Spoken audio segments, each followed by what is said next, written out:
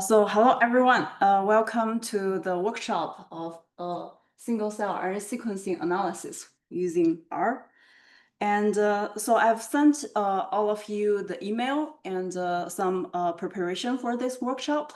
And there are 3 links. One link is this pre-class survey. And if you haven't done that, please try to fill this survey now. It will take you 1 minute.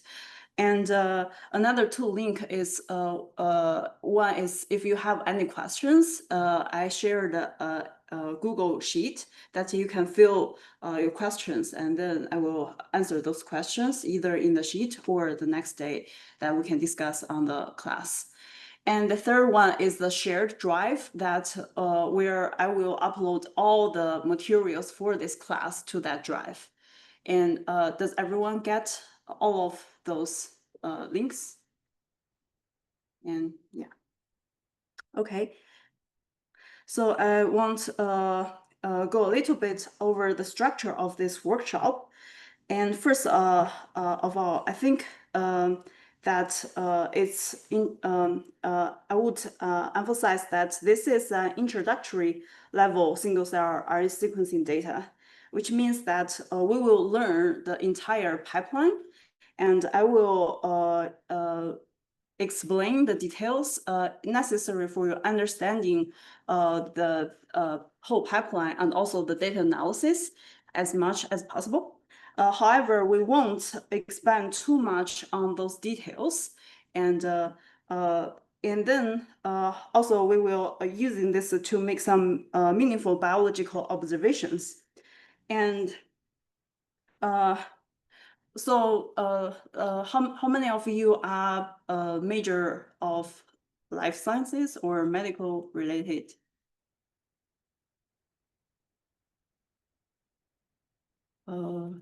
Majority. And how many of you are computer science, bioinformatics? Nice. Yeah. And so that's great. And yeah, the important thing about this workshop is that we will learn this pipeline and data analysis and then try to draw conclusions from this data. And to do that, we will do the programming part and using R. So as I mentioned in the email, that basic knowledge of R programming is expected. And we have another workshop called Intro to R that will introduce you to the basic syntax and so that you can understand the programming. And I will clarify that this code, you don't need to write any code. All the code is already written for you. And all you need to do is just run on your computer, but it's still important for you to understand what the code is doing. So later on, you can adjust it to your own purpose, to your own data set, and play with it your own way. And so it's important to have those. Another thing is that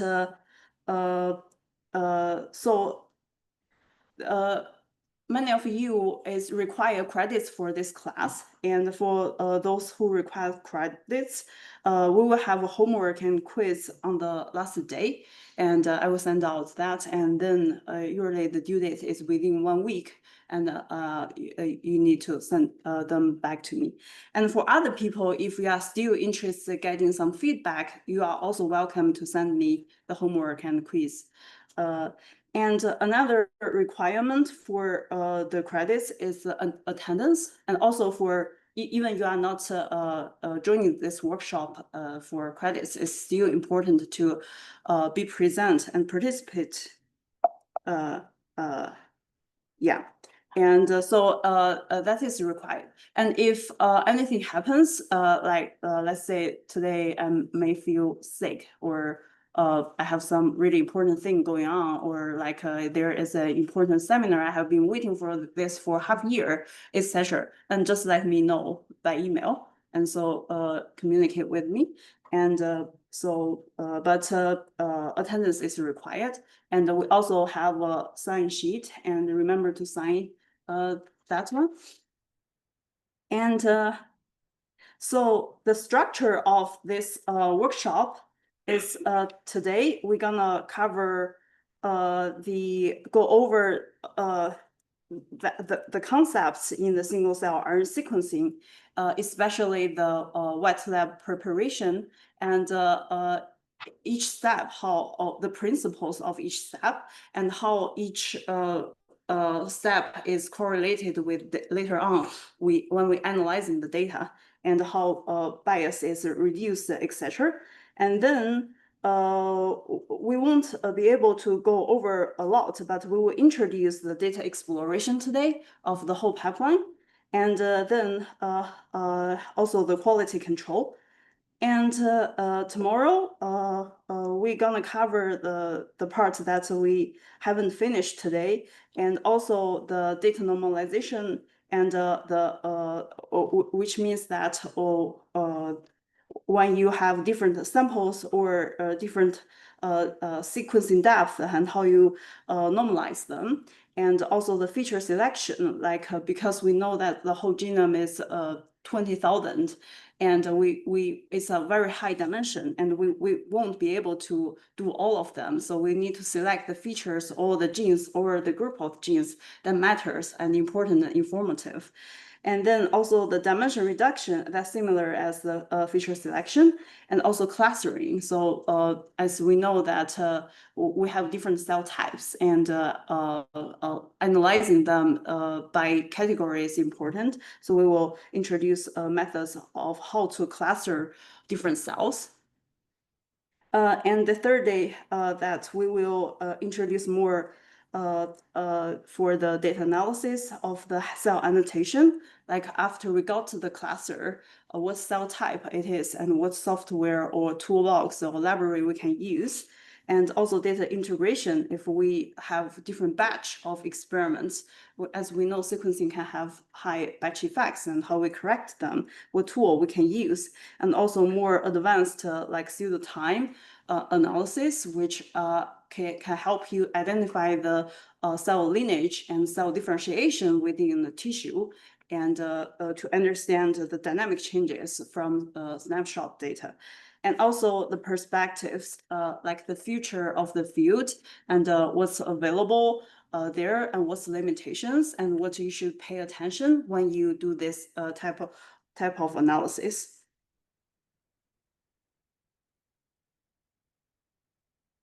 And so the learning objectives for this workshop. So first of all is to understand the motivation. Understand the motivation behind the sequencing of single cells. As we know that there are already like bulk sequencing, so why do we bother to do single cell? And what's the advantage, what's the limitation, and we should keep those in mind.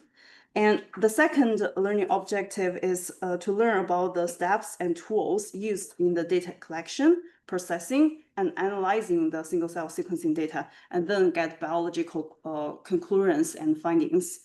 And so that's gonna be the major part of our workshop. And the third one is beside to know the theory, we also want to implement that. So to analyze the data and interpret the results, that will be the second and third day. And also the fourth is learn about the perspectives and future of the directions of this type of technology. And so this is what I hope that you can get from this workshop. And another thing is that this workshop is mainly focused on interactive learning, so that the day 2 and day 3, you will do the coding and learn coding here, and you will change something, and we will do some exercise together, and then we can have some interactive exercises, so that it's aiming for you can right after this workshop, you can implement this data analysis to your data. And so let's start with the central dogma of the biology. So you probably see, especially if you are like life science or medical related majors, that you probably see this 1,000 times, the central dogma. And here we will have a quick overview of this and what is RNA sequencing and what does it matter within this scope. And so as you may know that the information flows from the DNA to mRNA and then to a protein. And we can use that analogy to describe this process. So DNA is the hard copy of your genetic information. And you can think of this as a very big library, and it have a lot of information.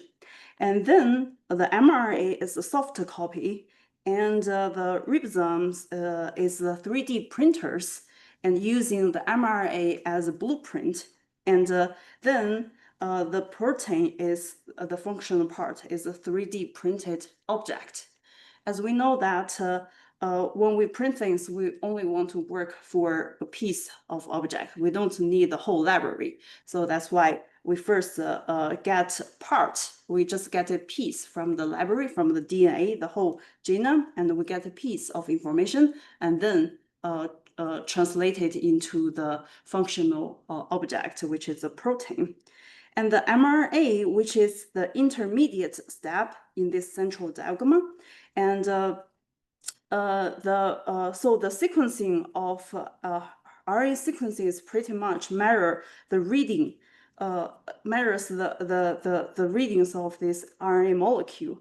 So what can we learn from this reading? There are three that we can learn from this sequencing. So first, where this molecule comes from. So as we know, the whole DNA is like a library, and each mRNA is a small piece. And then we want to know, okay, which this piece comes from. Does that come from the chromatin 1 or chromatin? Is it from immune gene or developmental gene, etc.? So first we can learn where these molecules come from, which gene is this.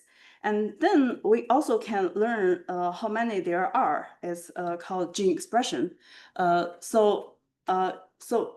Then, as we know that cell have plenty of proteins, and they work coordinately with specific abundance. Some protein is less, some protein is more, and that's also correlated with the mRNA. Some mRNA is much less, and some mRNA is like basal, is the same across all the types, and some mRNA is very acute, like it suddenly gets very high and then decrease very fast, etc. And that's a quantitative description. And then we using this RNA sequencing, we can quantitatively describing or model or understanding how many mRNA, and that's a gene expression matrix.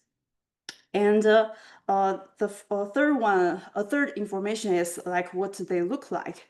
And then it's because it's sequencing, it's we can know the differences between the mRNA versus the reference genome or the subject genome, and then we can identify the variants and where does it change, and we can also identify the extrons, introns, etc. As the mRNA is not totally identity with DNA sequencing, as it may go through the splicing or the polyidenylation, which is adding some poly-A sequencing after the mRNA and to stabilize the mRNA. And that's also identifier for the mRNA versus other types of mRNA. So we can learn those information. And so let's first begin with the traditional bulk RNA sequencing. So traditional this so let's get a review. What does it mean in the bulk RNA sequencing?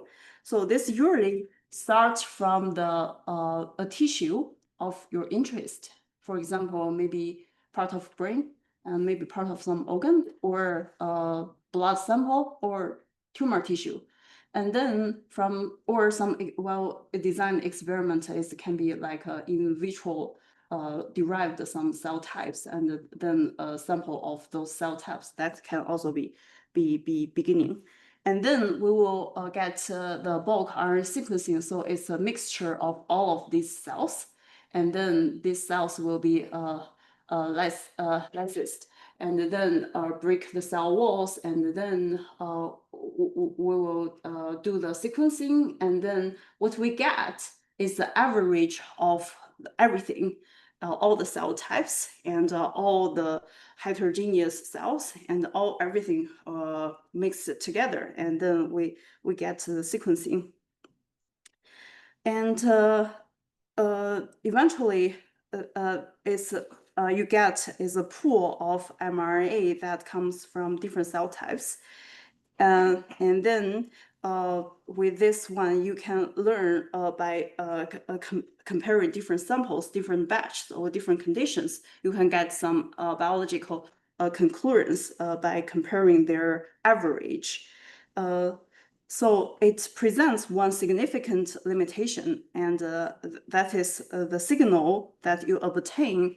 We cannot learn anything about the original cell population.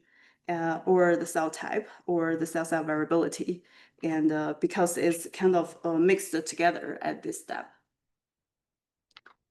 And on the other side, for the single cell RNA sequencing, the tissue is first processed to split into each individual cells that comes from the same tissue, and then it will be analyzed separately for each individual cell.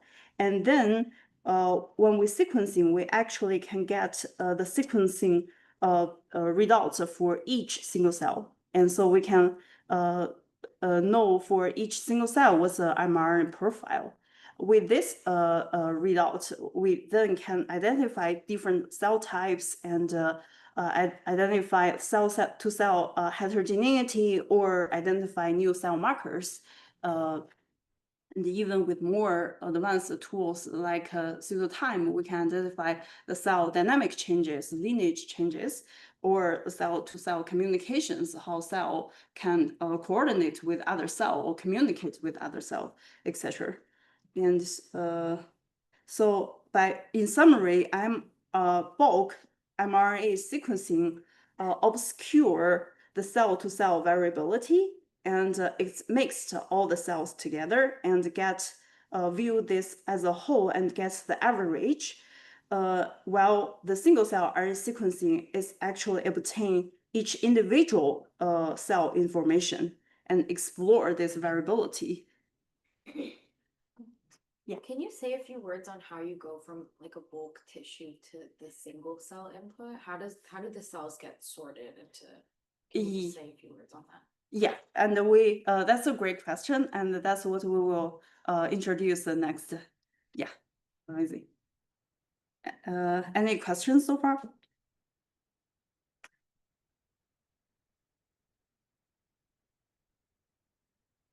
Okay, so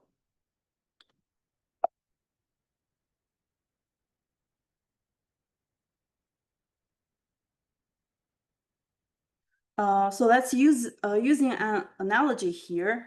If you think of each cell in the sample as a piece of fruit, and then the bulk RNA sequencing means that we generated the lab equivalent of a fruit smoothie. So it mixes things all together, and we cannot identify any single. Of course, we can still tell, oh, there is banana, there's like blueberry, etc. But we definitely cannot tell what's the color, what's the like the original size, etc. And the single cell RNA sequencing, so it's so it's actually we display this each fruit by themselves, and also the spatial transcriptomics is like the fruit chart, which we keep the organization and the spatial information of each individual cell. We won't cover that one. And so our topic is mainly the single cell transcriptomics. And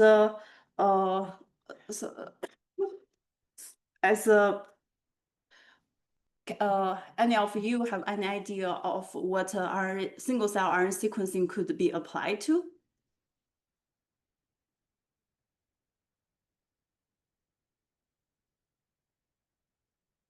Yes. For the heterogeneity of the cancer, or any heterogeneity where we need to see how the cells behave in a different disease context or within the same tissue, how the things are different in the cell population. Yeah, the cellular heterogeneity within a tissue and across different samples. Yeah. Any other? Can be used for the organoid, the cell populations in the organoid analysis. Like you use the brain organoid and use it for the virus infection, and you want to see different cell infection rates or what kind of gene expression change in these cells in the organoid, and you also do the single cell sequencing analysis. Yeah. So it's basically you can use that to organoid and to detect which cells or subpopulation of cells get infected by the virus. And then for those single cells infected, what's the difference among themselves and with other infected? Cool. Any other thoughts? I'm studying like a gene that's only expressed in certain cell types. So I guess you can like separate the cells that express that gene and the cells that are negative for that gene and get a sense of what the differences are in those expressing the gene and those not expressing the gene. Yes. So for the purpose, if we are only interested, for example, within the tumor tissue, we're only interested for specific cell types, maybe macrophage, T cells, B cell, we're only interested in one type. And then single cell allows us to identify those cells and distinguish them from the rest of the tissue. Yes, and amazing. And so quickly summary of the applications. So first, as we mentioned that it can helpful to study and identify the cellular heterogeneity, so cells within a tissue. And also it helps us to identify or discover new cell types. And with that, we can discover new markers and regulatory pathways for each single cell. And also reconstruct cell lineage. So that when we get a tissue, and usually the tissue can involve like some stem cell to differentiated cell, and how that is step by step differentiated into that terminal cell, and then we can reconstruct the cellular lineage from the single cell. And so let's go over a bit of history here. I'm not sure whether you can see clear. And the single cell RNA sequencing is actually started from 2010-11. And so in the beginning, it can only measure one cell or several cells, a handful cells. And then as it gets improved very fast, dramatically fast since 2016-ish. And then now we can measure a lot of single cells. And like some like with 10x genomics, they can I believe the upper bound could be for lab preparation, they can measure millions of cells. And some like large data sets, they can measure like 200,000 ish cells. And for our most like normal lab, what we use is usually like thousands of cells. And also the cost in the beginning is like 1,000 per cell. And now it's pretty like if we view per cell, then it's neglectable. It's very less expensive now. And also the publication, like we realized that almost every publication have RNA sequencing and single cell. And also the techniques developed is more and more advanced in the beginning, from the using hand and to some more advanced technology and also spatial transcriptomics, etc. And spatial transcriptomics can measure much more than single cell numbers. And so today, this is today what we will cover is this experimental design, and this is the outline of how cells goes from the tissue of interest all the way down to these types of to all the way down to the final gene expression data and how we visualize them. And so let's begin from the first part. We're starting from the tissue of interest, and those tissue, as we know, is usually they are highly interconnected, and because they contain all these molecule bindings between cells, and then if you want to isolate each single cell, you have to break those connections, and in order to get a suspension of cells, so you can have the single cell later on for your sequencing purpose. And this type of dissociation is usually done through a number of different ways. For example, we can use enzymes to break some of the extracellular components of the cell in order to dissociate them. And we can also use different types of charged molecules, such as K-times. And in order to create some magnetic and to bind the charged ions in order to induce the hydrolysis. This can leading to the separation of these molecular bindings. And another approach is using chelating agents so that when you incorporate in the solution, it will result the separation of these extracellular proteins. And after this dissociation of cells, the next step is very critical and very important, which is you need to isolate these cells into each single, like we need to separate them for further downstream pipelines. So how do you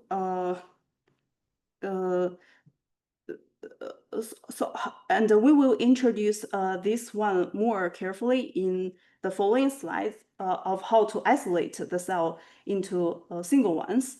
And once we get the single cell, and then what the next step is we break these cell walls and then extract the RNA from the single cells, and then and then we need to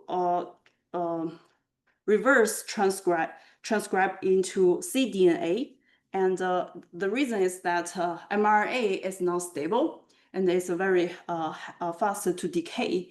And DNA is much more stable for later on we need to send to the core and to sequencing them, etc. And also for sample preservation. And so we need to get into cDNA.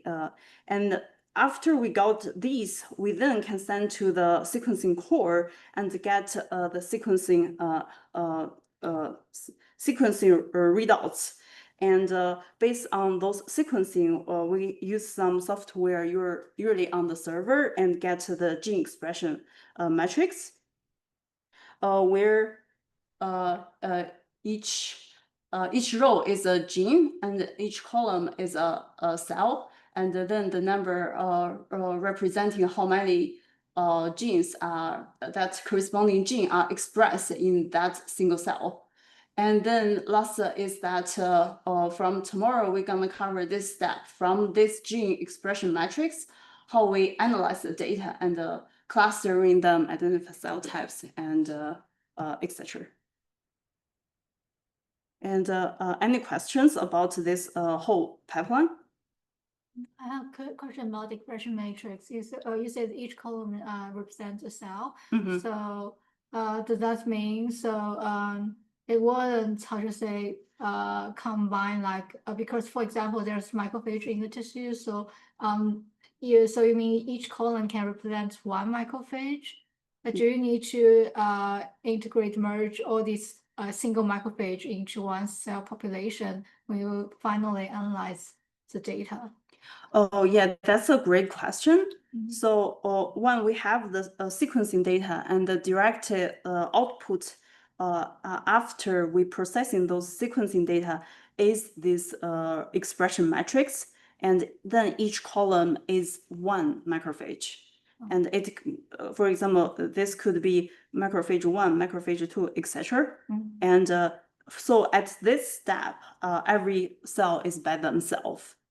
And however, later on, when we clustering them and do further analysis, we will cluster them into cell types or subtypes. And then usually we use pseudobulk or just directly compare the whole population of macrophage, like polarized M1 versus M2 macrophage. And then, so for those analysis, we will view them the subtypes as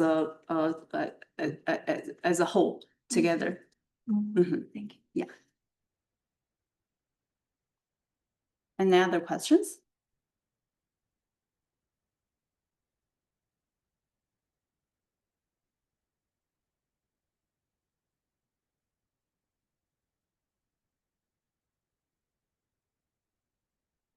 And then, so let's starting to explain each step further.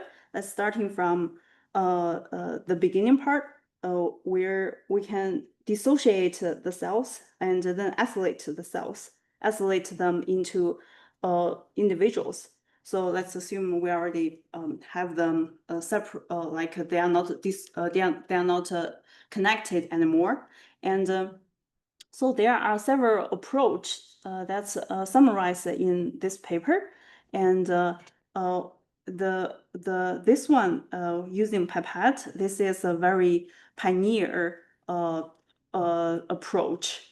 It's basically the principle of the approach is that you have a sample of cells, and then you using pipette and to dilute this sample, and then you put the diluted in the next well, and then you dilute it again, and to repeat this. For example, here is a 96 well, and you can repeat that process till you get one cell or non-cell. So that's so basically that's the beginning how they do this single cell measurements, and the second approach is also very challenging. Is you can imagine like if we know nothing about the single cell RNA sequencing, this is probably the most intuitive way. It's basically put the dish of the cell under the microscope, and then use some and use the capillary pipette, and which is a very and then you can basically extract or get one cell under the microscope, and it still requires very like subtle work and very high proficiency of the experiments. And the third one is a more advanced method and still widely used nowadays. So this is based on FACS, which is flow cytometry sorting. And the underlying principles of this FACS is using the fluorescent or tagged antibodies to bind specific cell markers. And then the cell with a specific fluorescent will be then sorted into single cells, and so these cells can be isolated. And the fourth one is using the laser to capture micro dissection LCM. And this is also based on a more manual approach that's using the microscope where you can use the laser to break apart the cell from the tissue, then you have to target the laser to the specific parts of the tissue where you can easily dissociate them from the whole tissue. And yeah, this is also not widely used. And this one is very important and the most general use techniques nowadays, which is microfluidics. So this is it's a common approach that the principle is use this very little chamber, and they have like these two channels, and one channel it have small particles, and we will explain what those particles are for later. And so and then this channel is the width is controlled. So, and also the liquid flow is controlled in a way. And then on this direction there is cells coming through, and this is also well controlled, so that each time only one cell can go across this channel, and then this flow is controlled so that each time only one particle will meet with one cell, and so that later on the oil will come, and this oil will wrapping up these single cell and particle all together, and include them to become a droplet. And so usually this droplet include one cell with one particle. And so this is one way to isolate, to get to the isolated cells. And the last one is also not very less common used. So it's isolating single cells, and this is also like the underlying is based on binding antibodies with magnetic particles on top of the surface, and then you can select the different cells based on the poles of magnets. And so I would highlight that the microfluidics and FACS is the most commonly used approaches for nowadays isolating single cells.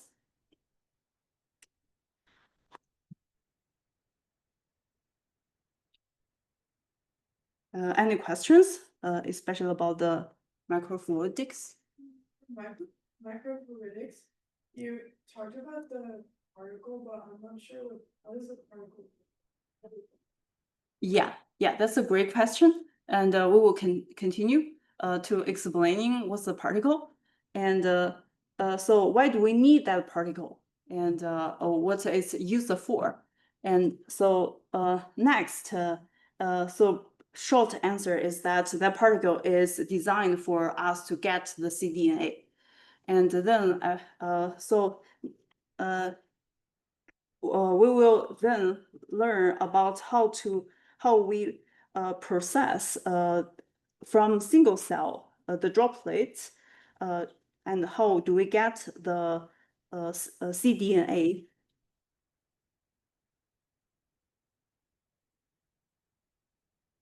And here we using the 10x genomics protocol as an example, as this is one of the most widely used techniques.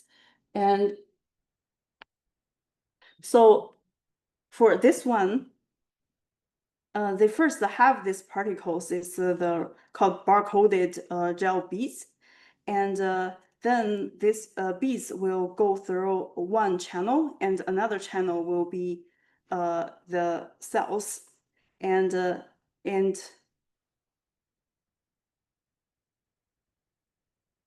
so on these beads, there are these thousands or millions of these RNAs, this DNA sequencing where it's this called R1, and then also the barcode. This barcode is all the same on the same bead, and that's for identify the single cell, and then also the UMI, which is another sequencing that help you to identify which mRNA molecule, and also the poly-T part. And so this part is helpful for your mRNA, the poly-A tail. It can attach the poly-T part, and then it will, because it attach, and then it can, this part will elongation to forming the cDNA, and then later on using that as a template, we can do like amplification PCR, etc. And so on this small beads, there are a lot of these DNA oligo, and this oligo is mainly help to capture the mRNA and also identify which cell it is, and also identify which mRNA molecule is, and also to capture, like make sure that mRNA can transcribe into the DNA. And so that's the particle. And a quick question. So for each particle, will they have, for different particle, will they have different barcode? Why? Because that's how you'll eventually go back to that cell when you're analyzing your genes. Yes. Yeah. How does it ensure? So there's only one of these little like tails on each bead, right? And that's how you ensure that only one piece of mRNA can bind to it. Is that correct? Yes. Oh. Yes. And there are like, I don't remember the number, but there are like millions of these oligos, and it's floating around, and for mRNA can catch it. Yeah. So I want to summarize. That means for one cell, it's wrapped with this beads in that droplet. So one cell, that means that all the transcript from that cell, it will be amplified through the poly-T BT tau in this barcode, and also all the transcripts in the which bind to the this particle will have the same barcode, right? After they transcribe into the cDNA. So yeah. I see. So yeah, that's a great point, that for each particle, so for one particle, they all have the same barcode. So all these DNA oligos, they have the same barcode for that one bead. However, for different bead, they will have different barcode. And also then another question, I haven't introduced that, but just a guess that, as we know that there are a lot of this DNA oligo, so how many for the UMI part, which is identify the mRNA, would you expect they are the same within a bead, or they are different?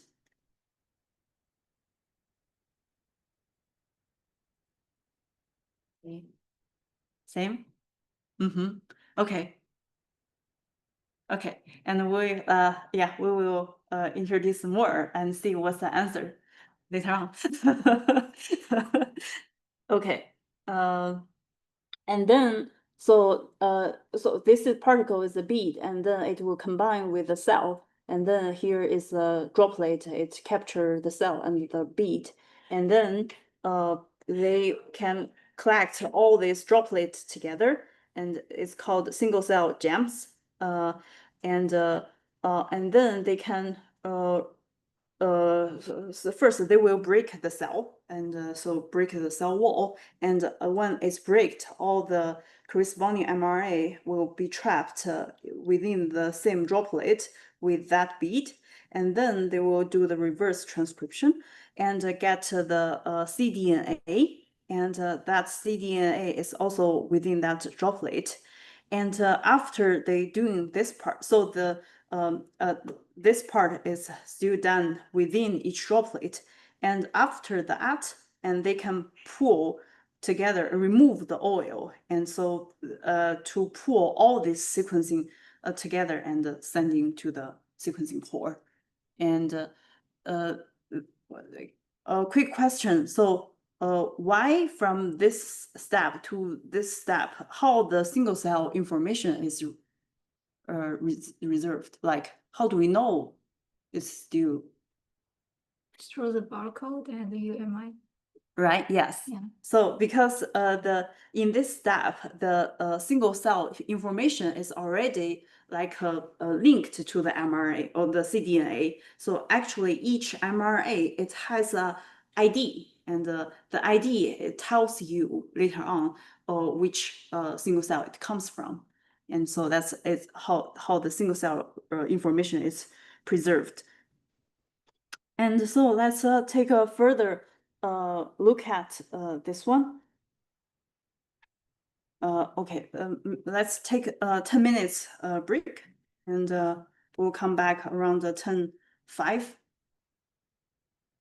Can I ask a quick question? So it looked like in the previous, if you go back one slide, it's not like 100% efficiency, like not all of these beads will have a cell associated with them.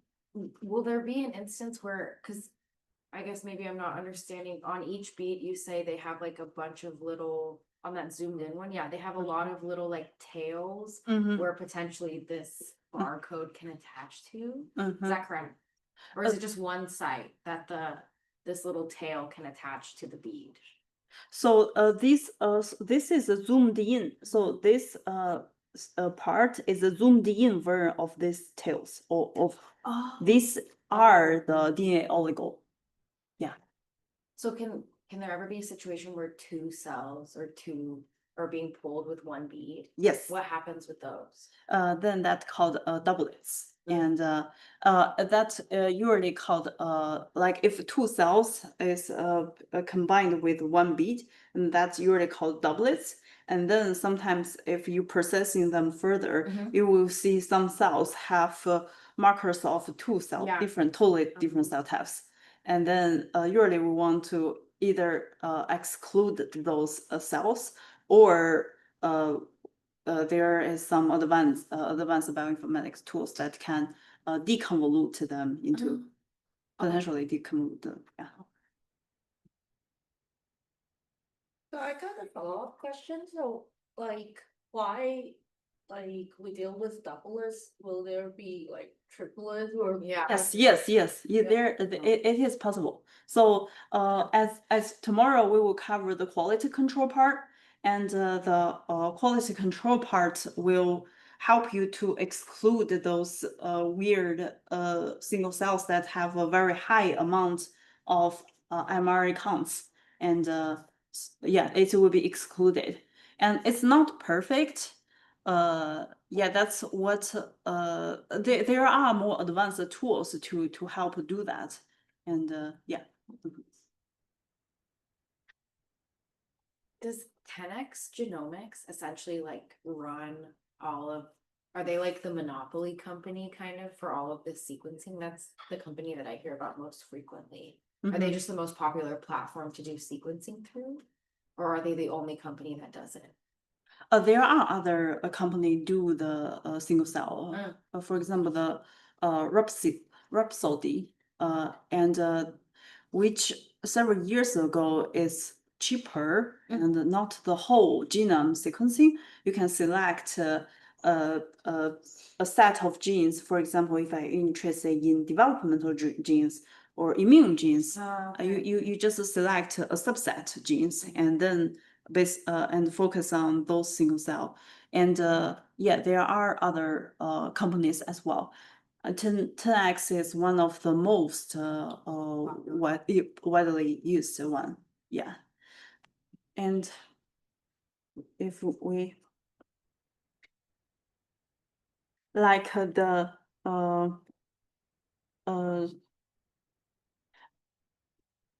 so for other for the 10 for the rhapsody they need to, so the experimentalists need to do all of these steps by themselves, Oh, okay. the lab preparation by themselves, and then they sending to the sequencing core. And the 10x, I believe that I don't remember which step, but you prepare a sample and then the lab preparation, they will do that for you. And so it's much more convenient. Yeah, because I think for the core on campus here, when I use them, all I have to do is give them just like RNA, and then they'll go ahead and like take that and make the library. I've only done bulk, but they will go ahead and like make the library and then do all the sequencing there. That's probably because they're using the 10x, I guess. Yeah, I'm not sure about that. Yeah.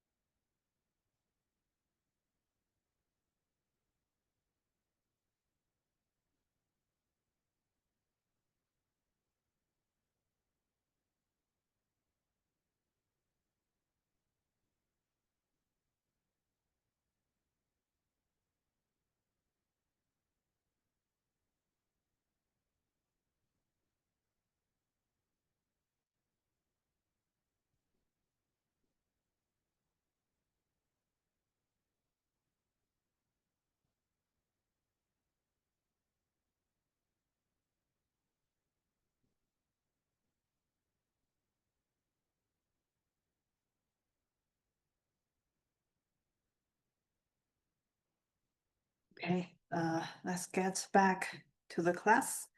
And anyone on the Zoom have any questions so far?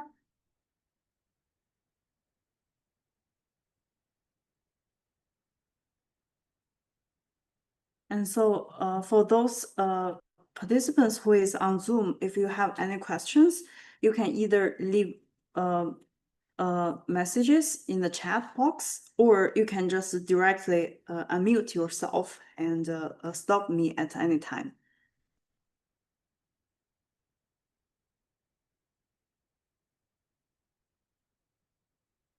Okay, so so just earlier we introduced this DNA oligo sequence, and now let's take a even further look at what this looks like. So this here is the structure of this DNA oligo. So first, it have this part that is called P5 and P7, and that's used for it's Illumina adapters, and that's necessary for sequencing. So when we send into the sequencing core, they need some tails to help them sequencing, and then this part is read 1, and it also has a read 2. And this means that as we know that the mRNA will first catch this part, and then it will reverse transcribed into DNA. So actually on this read 1, the cDNA sequencing is the complementary part of the original mRNA sequencing. And then it will have another tail, and which is here is the read 2, etc.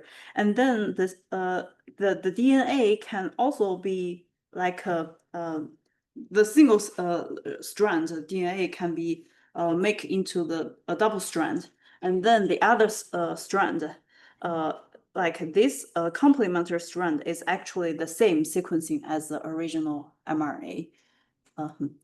And so actually on the read 1, the sequencing, we do not care that much. What we care is on the read 2, that sequencing, because that part sequencing is exactly the same sequencing as the original mRNA. So these two are just to identify the direction for the sequencing. And then after this structure, there is this barcode structure, and this barcode usually is it has 16 base, and that sequencing identifies which cell. So as we discussed, that each bead will have the same. Each bead have a lot of DNA oligos. All of this oligo will have the same barcode. However, for different bead, they will have different barcode to identify different cells. And then the next part is the UMI, and that's for RNA molecules ID, and that length is 10 base. And then after that is a T sequencing, and that part is used to capture the mRNA poly-A tail. And after that, this part is the sequencing part, where it's like to tell us which mRNA it is. So this is usually 98 base length. And so this part is from the sample. This is from the sample, and this is from the lab preparation. Is all designed, and then read 2, and sometimes we also have the sample index. So after we add this part, and sometimes we also add the sample index, which is 8 base length to tell us which condition, which sample this come from. And so that's one. a quick question. So how many? As we know, different cells will have different barcode. So for one batch, or how many to the most that we can measure? How many cells we can measure? Different single cells, or how many we can identify?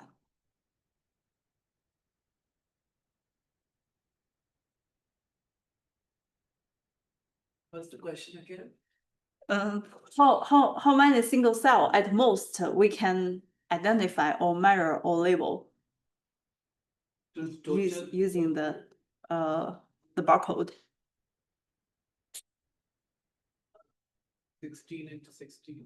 No, sorry, that's too less. Factorial 16. Huh? Factorial of 16. Factorials, okay, that's one answer.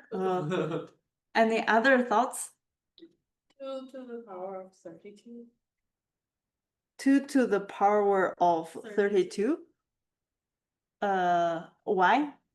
Because everyone is ATCG and then and then 4 to the power of 16. So then, yeah, I do something. Yeah. Yes. So like each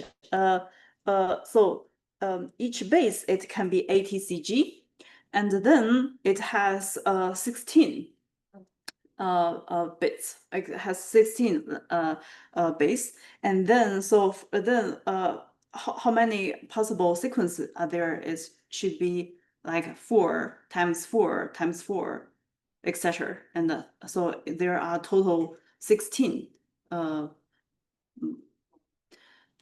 digits that you can yeah. So it should be 4 to 16 in total. That and how about how many mRNA molecule can we identify from one cell?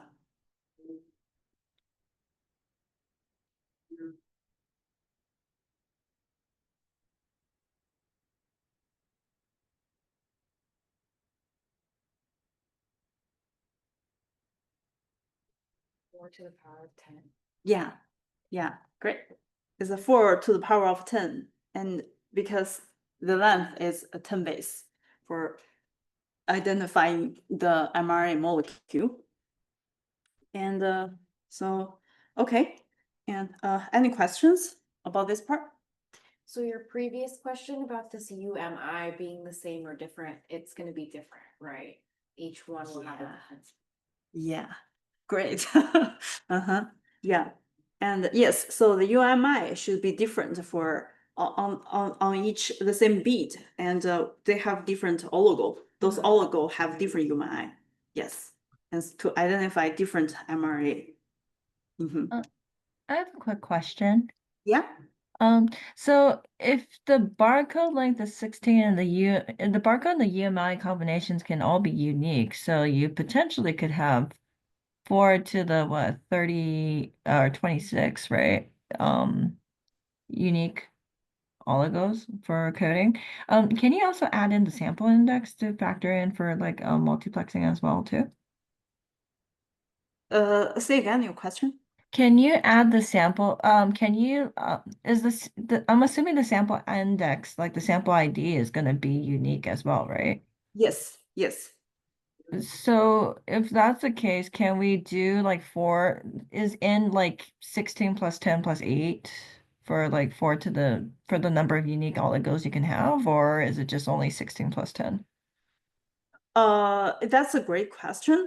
Yes, with a different sample index, then we will be able to like distinguish different cells, even if they are on different sample index. So your question is that because we also have different ID for different sample, and so does it mean that actually if we processing different samples together, can we measure more than 4 to 16 cells?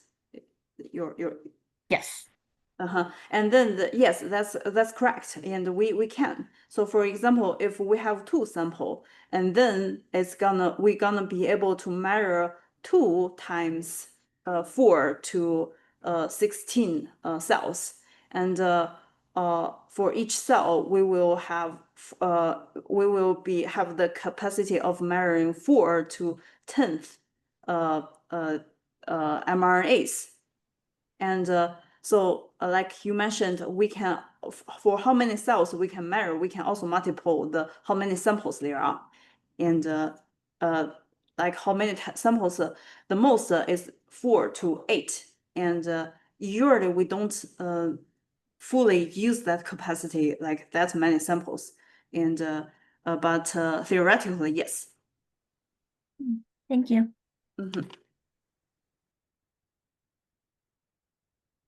Any other questions? Yes. So it's not very clear. What is the sample index? The sample index here is also so after we got this cDNA, and then we add one more part for each, and then this part it has the read, it can help you to identify the read to, and also it has another part, it's called sample index, and that sample index is also 8 base length sequencing, and it helps you to identify different sample. So it's help in the case once we do multiplexing, right? That you sequence different sample on the same line. Yes. But if you sequence only one sample, do you need to add the sample index? Yeah, I believe that's kind of by default they will have that. Yeah, and so if you go here, it should be added before pulling all things together. Yeah, so it's, yeah, I'm not 100% sure whether it's after this step or before that. But anyway, so before they mixing all the samples together, and they need to add that sample ID to all the single cell RNA sequencing, and then they can mix different samples, and then they can all together sending to the core within one batch for sequencing. Yeah. Any more questions about this part? Okay. Great. And the next part is the amplification. And so let's understand why we need this first. So the amount of RNA required for successful signal detection is 0.1 to 1 microgram. And so what does it mean? It means that for sequencing core, they be able to get you a sequence, get you some measurement. And they have this minimal detection signal is this much. And however, the single cell within each cell, the amount of RNA present in a single cell is only 1 to 50 picogram. So it's much less than that one.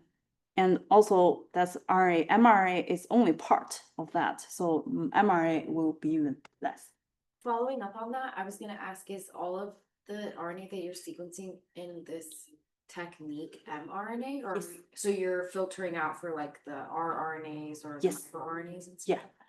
Okay. The reason is that this can only capture mRNA because only mRNA have the poly A tail, and then the poly A tail will catch this poly T part, and all the other will be washed away.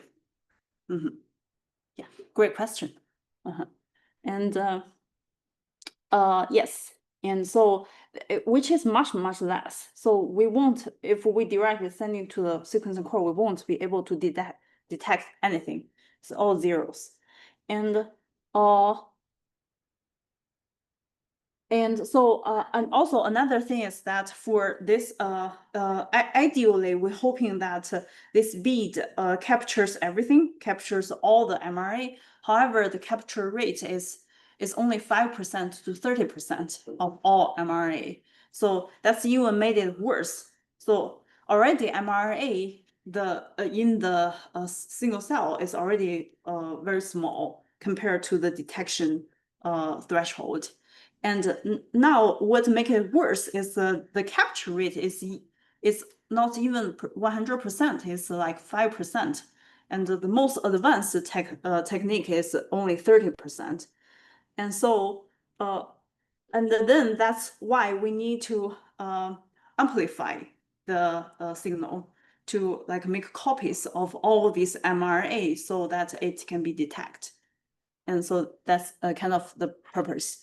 And there are two mainly mostly used methods is the PCR polymerase chain reaction. I believe some of you, or maybe all of you, have learned this in chemistry and biology classes. And another is in vitro transcription. And we will focus on PCR to explain the principles here or the ideas. And so starting from this cDNA and then DNA, we will build, we can make them into single strand. And for each strand, it will be then using the RNA polymerase and corresponding enzymes, and then it will directly forming another full double strand of DNA separately using each single strand as template. And then this will be again dissociated into a single strand on another cycle, and then it will forming two, etc., and then another cycle. And a quick question: if we do the PCR cycle, if we do one cycle, we will get twofold of the original DNA, and if we get two cycle, we'll get fourfold. What if we get a 10 cycle? 2 to the power 10. 2 to the power 10. Yes, that's great. And that's the ideal. That's what we hope. And I also have some questions regarding to just a slide and the previous UMI. So I have a question about, because this on the slide says that the limitation for capture of the RNA can only capture 5 to 30% of the RNAs. Is that because due to the limitation of the combination of UMI and the barcode? So I'm not very clear about like UMI. The UMI usually can it's, so for example, like the barcode is the same, so it's from the same cell, but the UMI will be different. It depends on the different capture of the mRNAs. Is that? UMI is not used for capturing mRNA. It's for identifying different mRNAs. And the poly-T is used for capturing mRNA. Yeah. Just what I mean, it's from the same cell, but because the transcript is different, so their UMI might be different, but the barcode is the same. Yes. So, but the UMI can only be, the length can only be 10. So it's the chance, the variability of it is 4 to the power of 10. So is that the reason why when you capture the RNA, so there are limitation which can only capture and 5 to 30% of the RNA? That's a great question. I believe that could be one part. And another part is during the lab preparation. It's not every mRNA can be captured. And also sometimes it be missed, and the cells, it's just those steps accumulating is, yeah. Yeah, sorry. Then I have another question is, how can you determine the accuracy? For example, in cell, for example, again, for like in one microphage or in one kind of cell, just a single cell, you want to know whether the gene, for example, gene A, is significantly upregulated after the treatment. So, but you can only capture to the limit 30% of the RNA. So even like gene A is upregulated in that cell, in one cell, but because it only captured only a partial fraction of the RNA from that cell, how can you know that gene A is significantly upregulated? I mean, because you don't have the whole all the RNA from one cell. Okay, the question is that because the capture rate is so low that it's only 5% to 30%, and then how can we confidently say that using single cell sequencing, let's say cell type A is highly expressed of specific gene than cell type B, because it only captures partially. And that's a great question. So that question can be answered using statistics. As we know, statistics always that get a sample of the full distribution. We will never be able to get the full distribution, but we can still make conclusions using the sample. And also there are plenty tools. For example, when we identify differentially expressed genes, they're using those statistics that with the statistical rigor that they can help you to identify those highly expressed genes. So although maybe one cell can only capture 5% to 30%, maybe we have 100 cells. So in the over 2,000 cells, and then that cell can already help you to get some information about the 100%. Although each single cell we cannot get to the full picture. So that's kind of underlying why it's possible, and it's basically statistics. And so back to our topic that, okay, the question is that after 10, yes, it's ideally after 10 cycles of PCR, we would expecting that for all the DNA, it should be amplified by 2 to the power of 10th a fold. However, that's not true. And it's because, as we see here, this is the initial part for the transcription or for the replication of the DNA, and then because for each mRNA, the sequencing are very different, so their efficiency of finishing that part, finishing this replicating or finishing of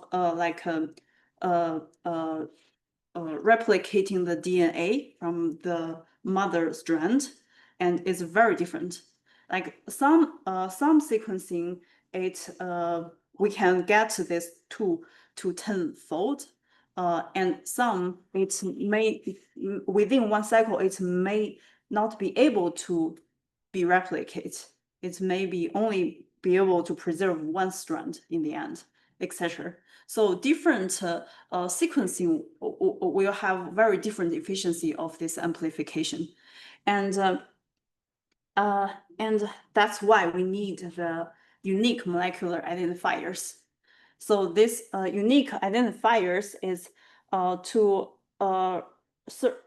and so from here we want to make replicates as much as possible, and even for those low efficiency mRNAs, we still hope that it can amplify to the detectable threshold. And however, to make those detectable, then a lot of other mRNAs will have replicates or even more like detected.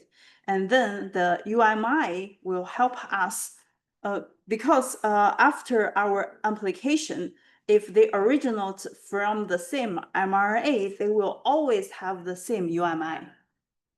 And then later on, after we sequencing, if we have 2 reads that have the same UMI on the same cell, we can remove one of them. We can just preserve one because we know that it originally come only one mRNA, and that's one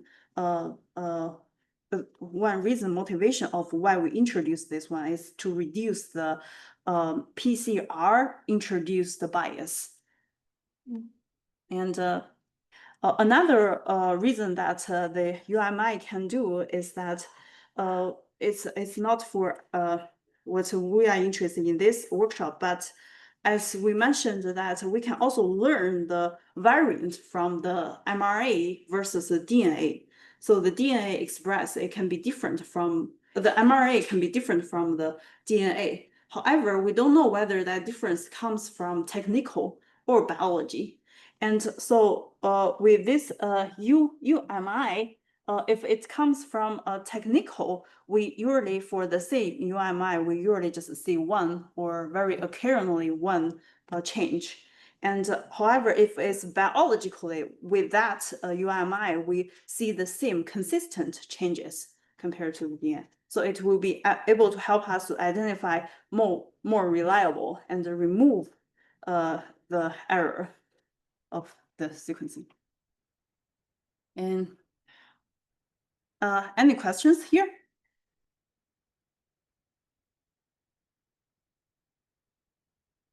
Okay, great.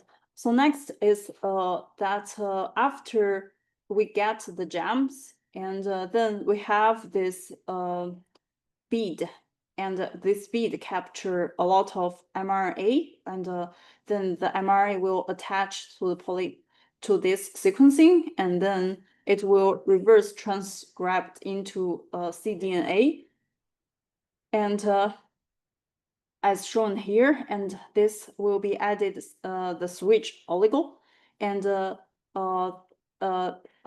then next is that they pull all this together.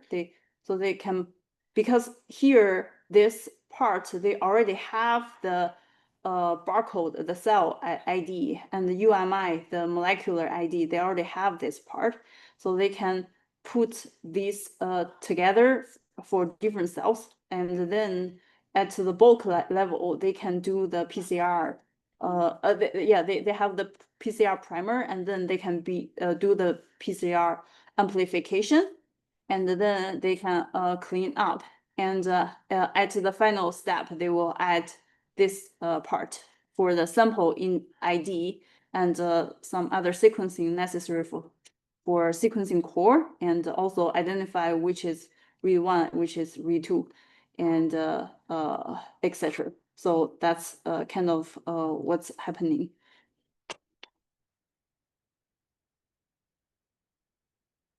And so after we sending to the sequencing core, after we send to the sequencing core, here are the files we can get. Is this FASTQ files. So first, the sequencing is performed for all the RNAs from all the cells together, and this is called multiplexing. And each molecule contains labels, and to indicate their origin, like which cell, is called barcode.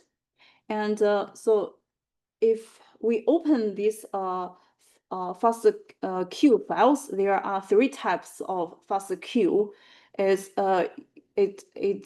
like R1 FASTQ, R2 FASTQ, and I1 FASTQ. And so for the R1, it means the read 1, and so here they usually have the 26 digits.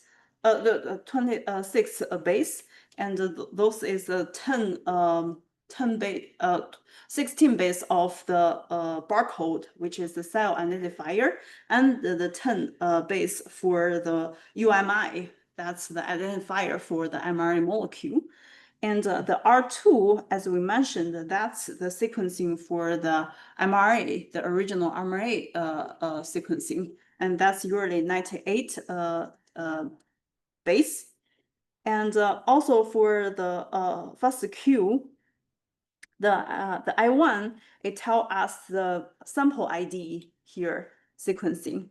So if you and for each of these files, it's full of all the for each files is full of all the cells, and the cell have or full of all the sequencing.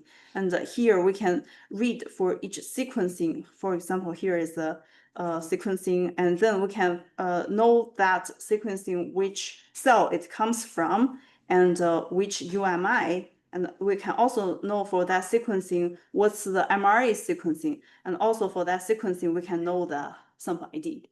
And that's how we resemble them together later to get the gene by cell matrix.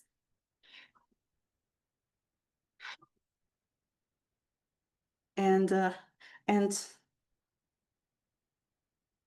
so far, what we covered in this session is from isolating cells and using 10x genomics as an example, and getting them into single cell with the particle, the beads, and then to extract the RNA, and then do the cDNA synthesis and amplification, PCR amplification, and sending to the sequencing core to get the FASTQ sequencing output. And that's what we covered so far. Any questions?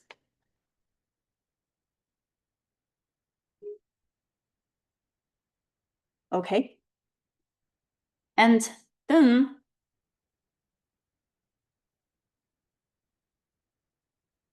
then now we want to get the gene expression matrix from the sequencing file, the FASTQ file.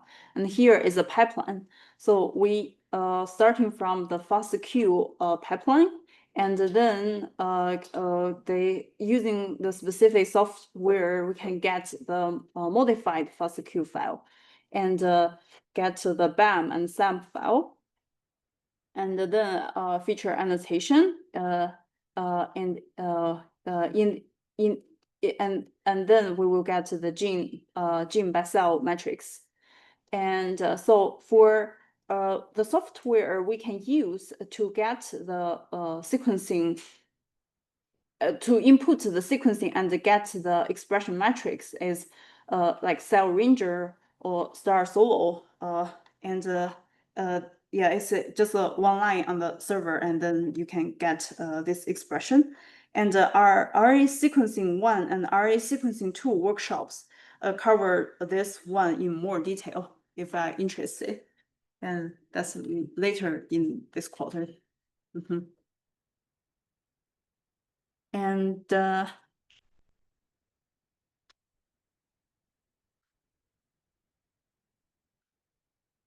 so if we have a closer look at the expression, the output file, and here are different. So the barcode, what's the barcode is for cell identifier.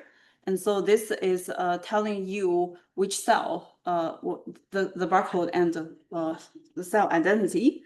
And the features listed all the genes, like which genes you measure and the order of those one.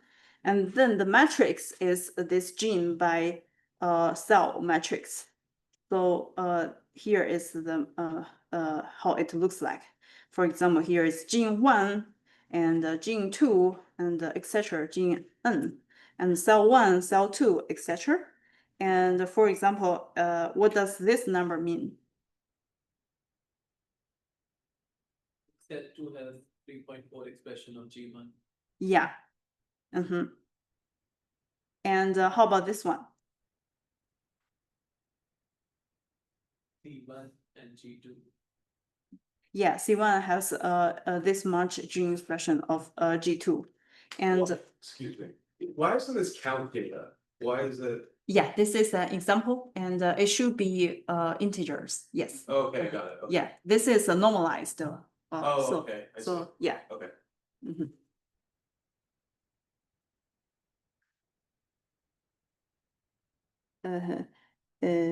yeah, and if you open this barcode, if you open the barcode file, it looks like this. So that's the 16 sequencing of the barcode and identity ID for each cell. And if you open the feature file, it will look like this. And so this is the ID for the gene, and this is gene name, etc. And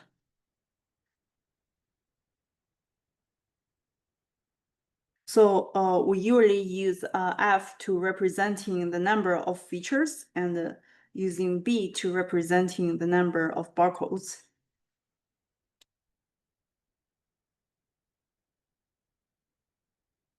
And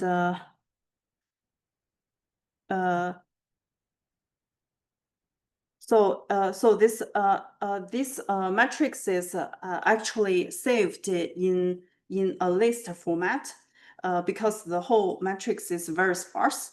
As we know that single cell only captures 5%, and the mRNA are already very less. And so how it saves is like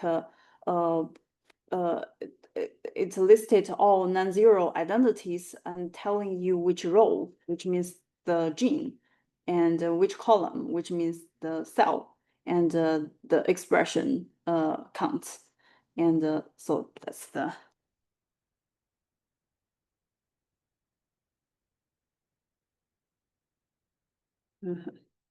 and so we will processing the CRAT object, and this is the object in R. And so for this object, the features or the genes are the rows and the barcodes are columns, as we just mentioned. So each column is a cell and each row is a gene. And yeah, that's for this part. Any questions?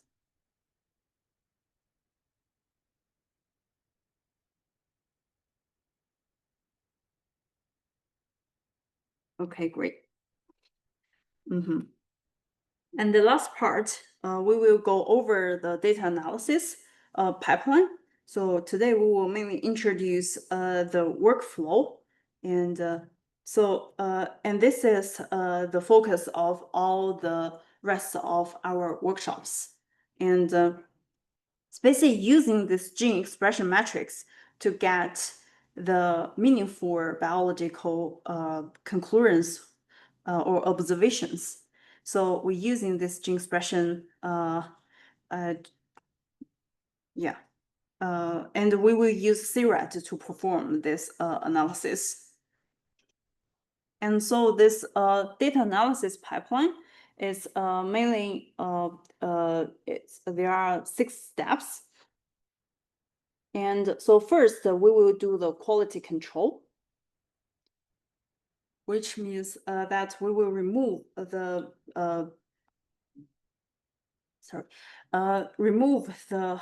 bad cells. For example, some cells are dead. When we prepare, we might be not careful enough, and some cells may be like doublets or multiplets. That for each droplet it capture more than 1 cells, and or like capture multiple cells, and so we want to remove those low quality cells, and that's quality control. And then we will do the normalization. And this is usually based on the assumption that the cell has overall the same total amount of mRNA. And and so based on that assumption, we can do some normalization. So we can do more rigorous comparison between different cells, different samples, etc. And then we will do the feature selection part. So as here shows we will get into more detail later, but it's basically the features is, as we mentioned, that the gene expression matrix is very sparse. So most of the genes are 0, and we don't want to deal with those genes. Another is for like for some genes, they are expressed all the same for all the cell types. And those are low variant across different single cells. And those genes are also not what we are interested. So we need to select those genes that are highly variable across different cells, help us to identify different cell types, identify cellular heterogeneity, and that's called feature selections. So we will only focus on a subset of the genes, for example, 2,000 genes that changes a lot across different cells. And then we will do the dimension reduction to focus on for two purposes. One is clustering methods works better for lower dimension. And also another for visualization is help us to understand better.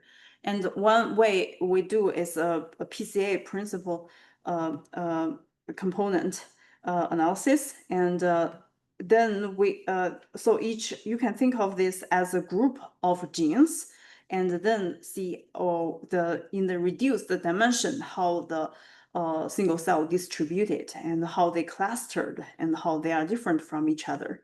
And based on the reduced dimension, we can then define the cell to cell distance, and based on that cell to cell distance matrix, we can do the unsupervised clustering, etc. And then also annotate the cell types based on biological knowledge or libraries, etc. And any questions about this part? Yeah. Oh, for just that first part, when you like, I don't know if it's cleaning, but I guess kind of. Like, how often do you find like sparse data sets, and like what's the method that you guys typically use, or that's typically used in this like Seurat pipeline to be able to like handle, like I know they probably do like matrix factorization at some point, but like, do you know like what method they use for that? For what? So like before the normalization, right? So you basically have like your count data that you just want to make sure that everything looks. Yes, right? So yes. I would assume somewhere between like the quality control and normalization, there's some. Well, I guess between quality control and dimensionality reduction would be like what method is used if you're going to normalization data, right? So after normalization. Oh, yes. Yeah. We will cover that. Okay. Yeah, later. Yeah. So there's like a different way to be able to handle data that's not count data, essentially, because you're normalizing everything, right? Normalizing is because we kind of remove some bias introduced, for example, by a cell cycle. Just right before the cell divide, they may have 2 copies of everything. Oh, okay. And then for other cells, and then that's just one bias that we can remove. And then, but those abundance might, it in general have more mRNAs than the normal cells. But that's not the biological question we are interested. For example, we may be interested in like how tumor interact with other, and how this type of tumor more expressed in gene A, but that more expressed is not, we want to investigate cell cycle. So that's why we make these assumptions saying that all cells have roughly the same amount of the total mRNA, and then we do the normalization and to remove those yeah, those impacts. And also like kick out cells with like sparse data and things like that, is that like a previous? So for the quality control, we will remove the, yeah, yeah. Alright. Yes.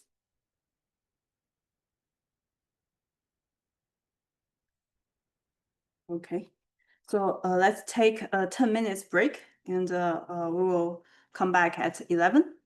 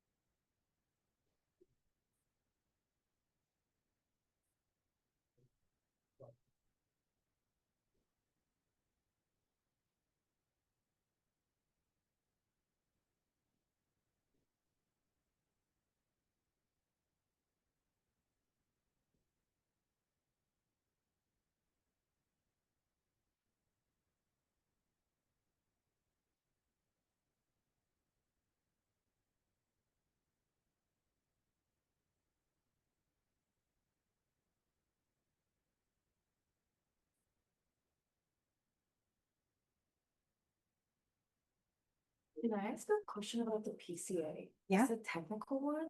So I have like a sequencing data set where the x-axis of the PCA, the PC1, has the x-axis goes past 100.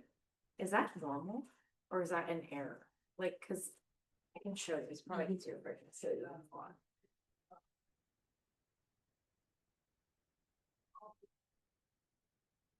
So like, here's my samples and they like cluster, but I was under the impression that this would mean like 100% variance minus 100%, like that. Yeah, what does the numbers mean on the axis? It's the units. Yeah, it's units. So it doesn't necessarily mean like 100% variance. No. Okay. Yeah, it's the units. It's, if you think of this as that's not a good. Yeah, because the PCA, it kind of shift all your data to central at 0. And so usually all plots should be positive. It should, Okay. yeah. And but this technique, it shifted to central at 0. So it Sure.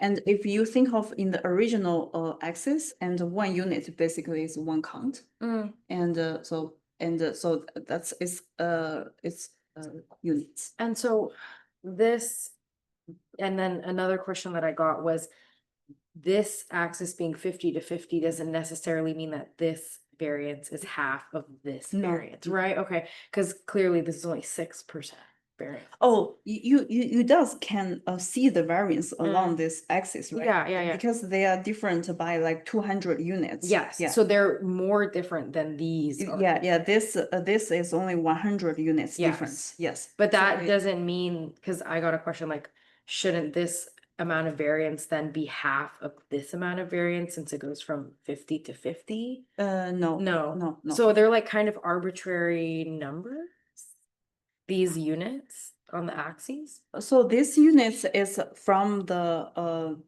coordination transformation. Okay. So the PCA you can think of besides the shift, it's also some rotating. And then you identify one direction. Along that direction, the cell are most different. Okay. Yeah. Okay. Yeah. That makes more sense. Yes. Okay, thank you. Yeah.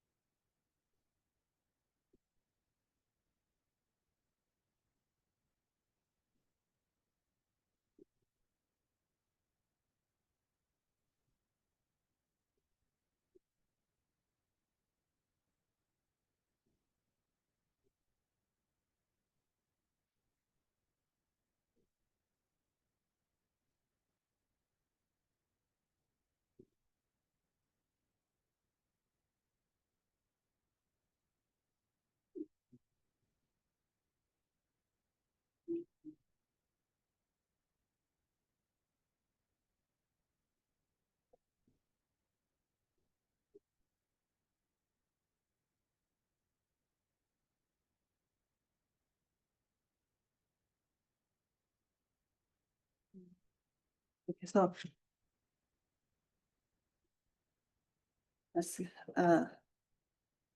let's get back to the class. And earlier from the Zoom, there are some questions.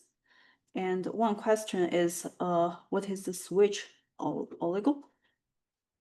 Switch oligo here, right?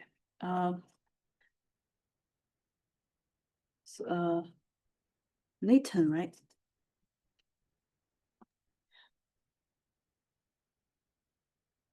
Okay, so can you see the slides here? And okay, and so this is a known sequencing that add to this cDNA, and this is this known sequencing is a PCR adapter. And so that later on, when we do the amplification, the PCR primer can bind to this sequencing and to start the amplification. And that's the switch oligo. Do we take into account batch? Okay. Batch effect when doing normalization. So doing normalization is mainly handling the problem of sequencing depth for different cells, and it's usually not for correcting the batch effects. So no, and the batch effect can be corrected using some data integration methods, and we will introduce some tools that for single cell. And for bulk, I believe there is some regression method to correct the batch effect. Yeah.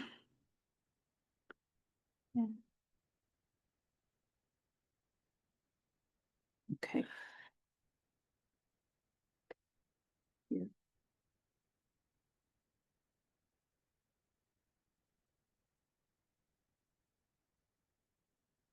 Okay. And so this is for data analysis pipeline. And so there are packages for just a second.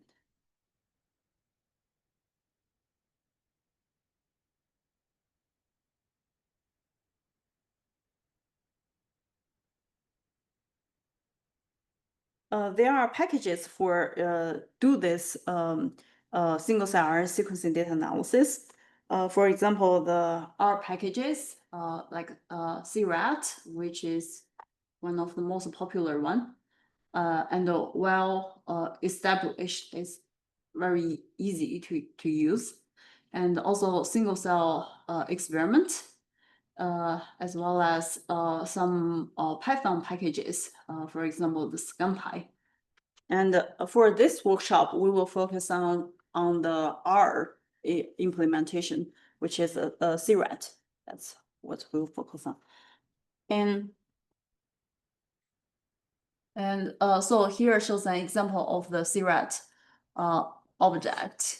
And yeah, we can explore that later tomorrow when we're doing the code. And yeah, it have different features.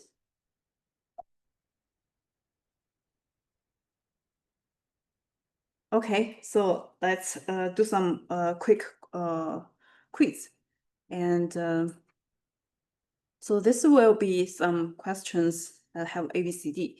And so you can think by yourself for around 10 seconds, and then raise your hand with 1 representing A, and 2 representing B, and 3 C, and 4 is D. And then 1 time's up, and please raise your hand.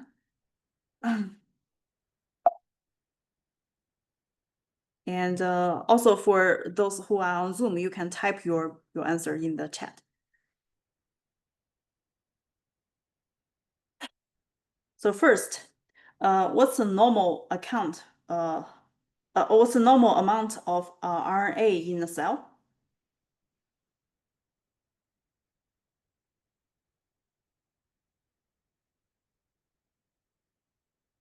5, 4, 3, 2, 1. What's your answer? Okay. Some mentioned that it's A, some mentioned it's B. So the answer should be A. And so the amount for a single cell is usually 1 to 50 picogram. And what's the detection threshold for sequencing core?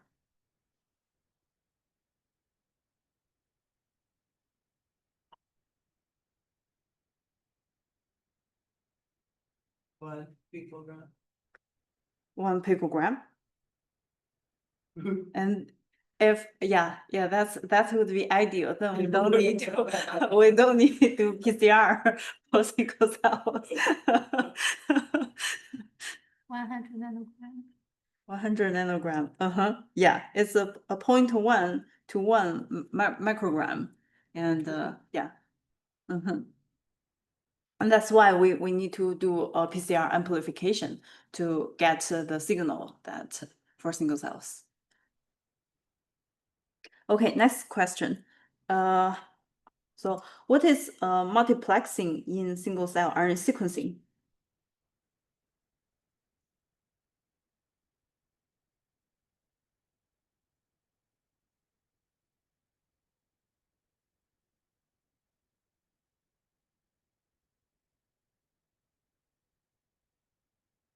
Five, 4, 3, 2, 1, 0.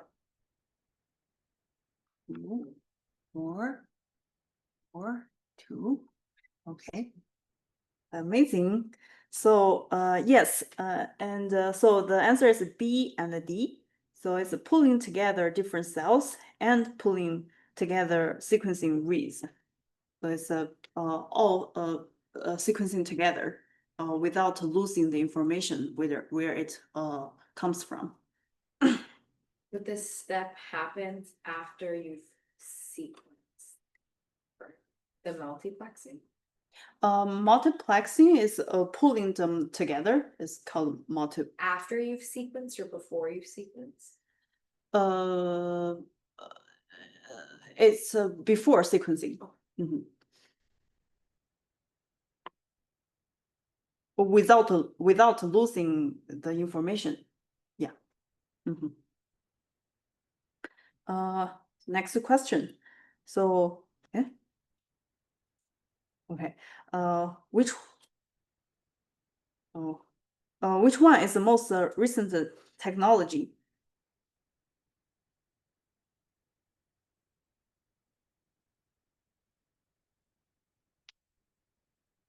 5, 4, 3, 2, 1.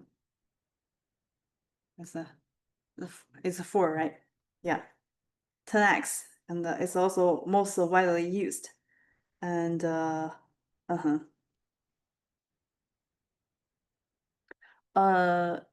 so what is doublet?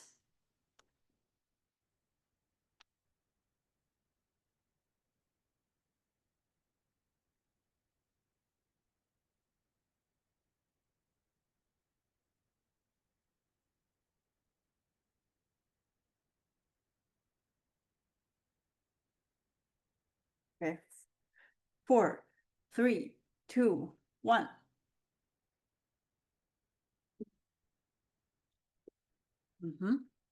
Okay. So it's 2 cells captured in the same droplet. That's called doublet. And so the answer is A. And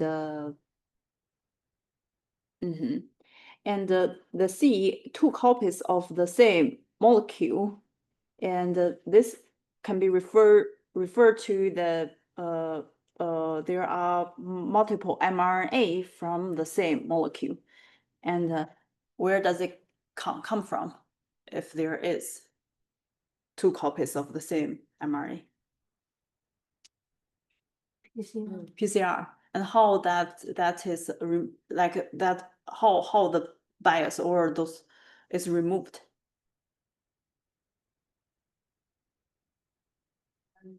Yeah. UMI, right? And then yes, great. Yes, great. Okay, next question. Which one is not an application of single cell RNA sequencing? Yeah.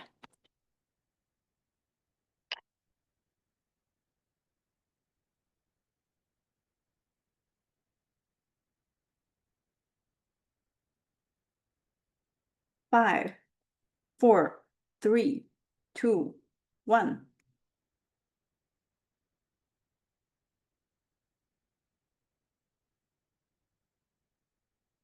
Okay. So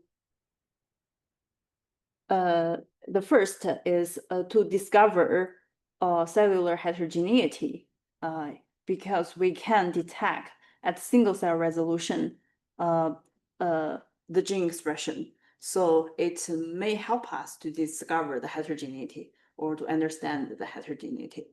So, and the question is not an application. So it should not be A. And then to discover cell-specific signal. And yes, because we can detect a single cell. And so not then answer is not B. And D, to discover new cell types.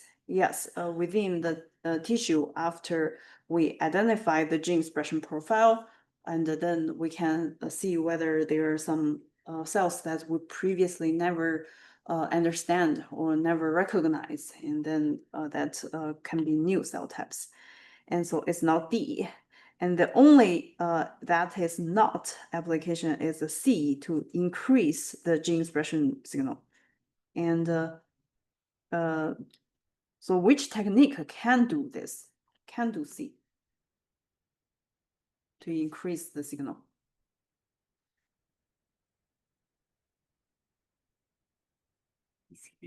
PCR, right? To increase the detection signal. Okay. What's the purpose of UMI?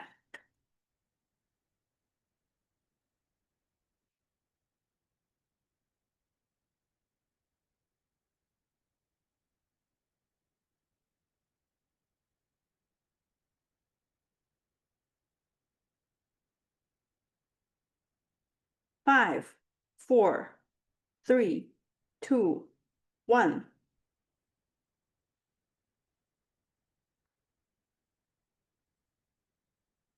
Okay. I see many of you choose B, and some of you choose A. Okay, let's see what's the purpose of UMM. So the answer should be B. It's to identify or label individual molecules and help us to tell which the sequencing, which mRNA comes from. So for our sequencing readout, this readout comes from which mRNA? Yeah. So so it identify the mRNA. And how about which is used for label individual cells? Barcode. Barcode, right? And how many base?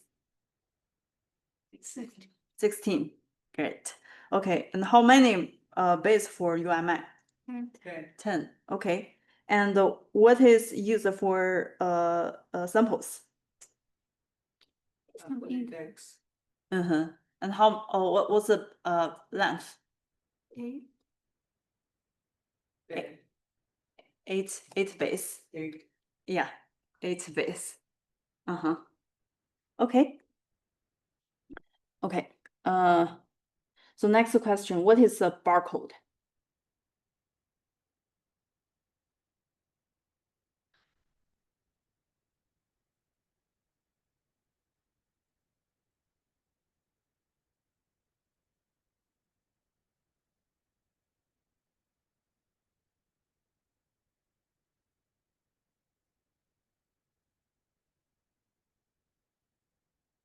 4, 3, 2, 1.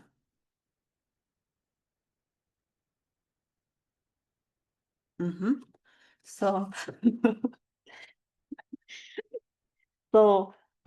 yeah, so the answer is C. So it's a label to identify individual cells. And A is the UMI, and B is, yeah, that's not our barcode. And yeah. Okay. What percentage of RNA is captured inside a droplet?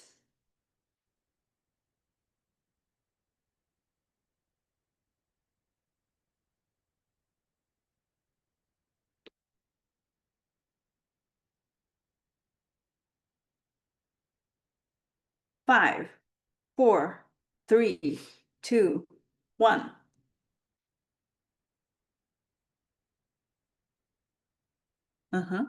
Yes. So it's C, 5% to 30%. Yeah. And another question that we didn't discuss today, but just by chance that you may know, what's the percentage of bulk RNA sequencing capture?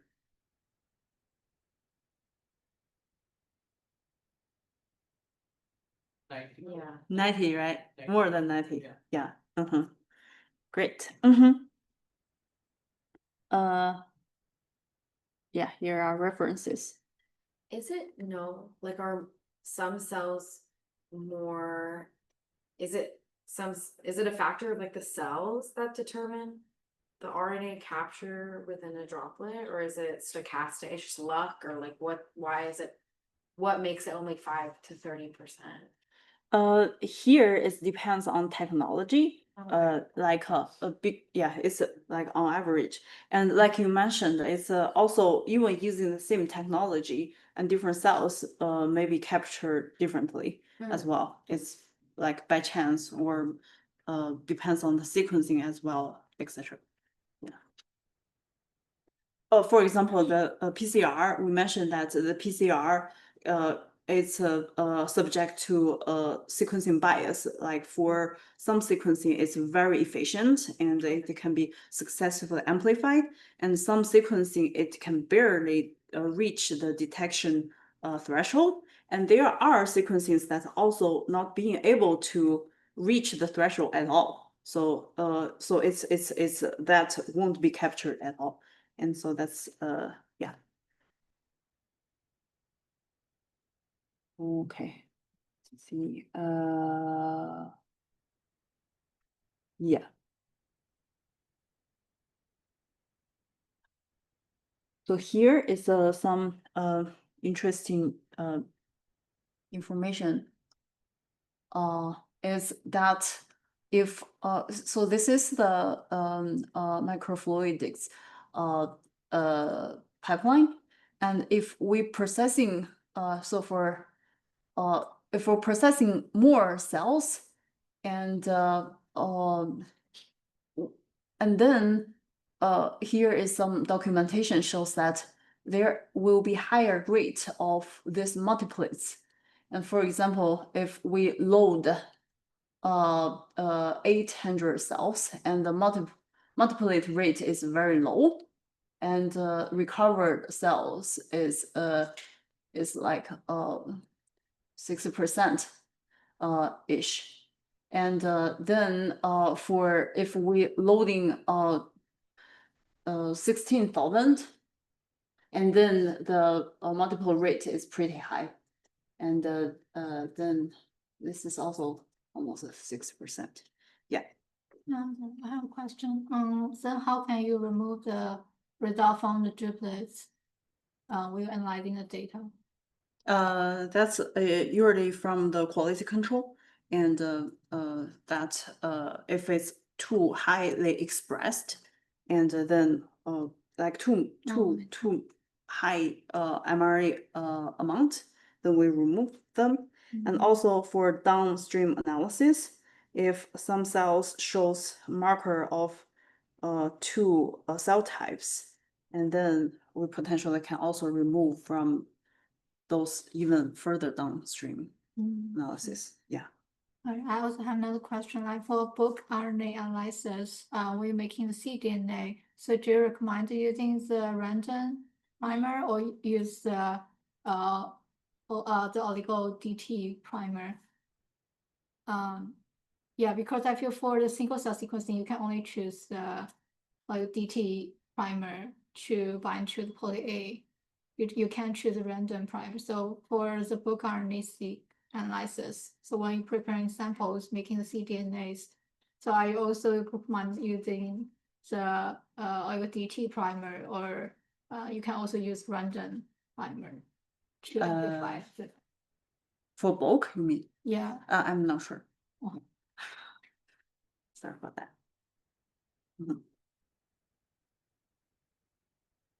Yeah, and so another thing is that here we can see the single cell versus bulk, and so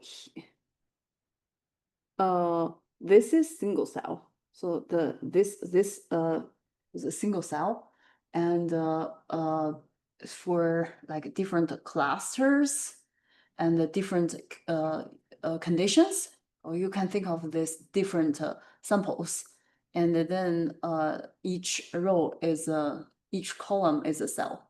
Each column is a cell, and then also anyway. So this is different column representing cells and samples, and each row representing a gene. And then you can see the pattern here is this is displayed the corresponding bulk, and using the same condition and the same gene sets, and then you can see overall they are consistent. For example, this time point expression, we can also see that here, and like here, the expression we can see at here, etc., and also here, and also like highly expressed this part, and we can see a single cell this one, and also this is high, this is low, this high, medium.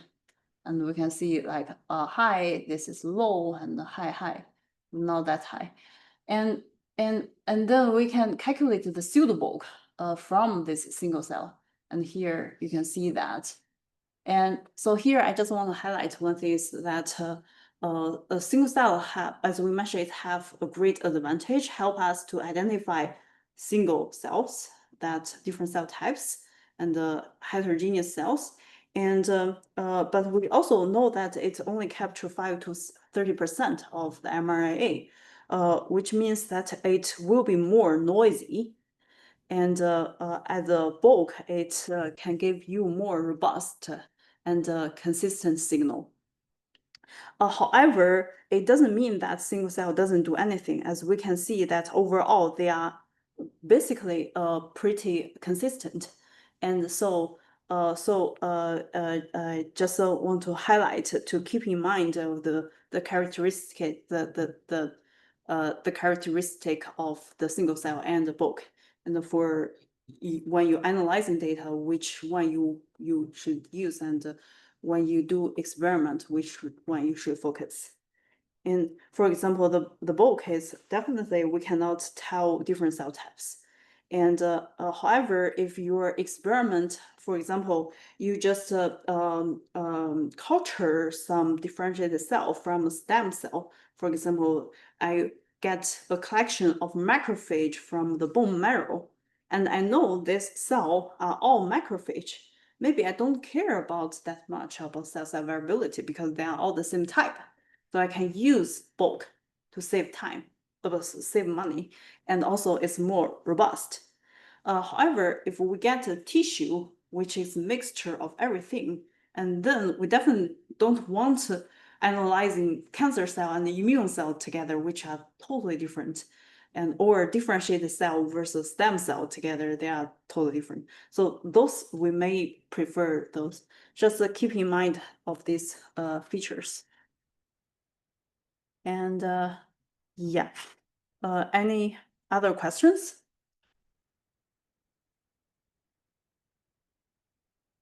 Okay, So before ending today's workshop, let's think of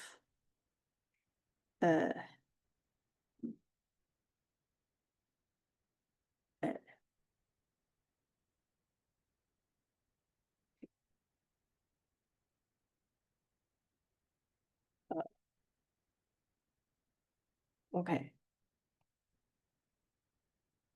Think of the pipeline. Okay, so no one can see. Great. Okay.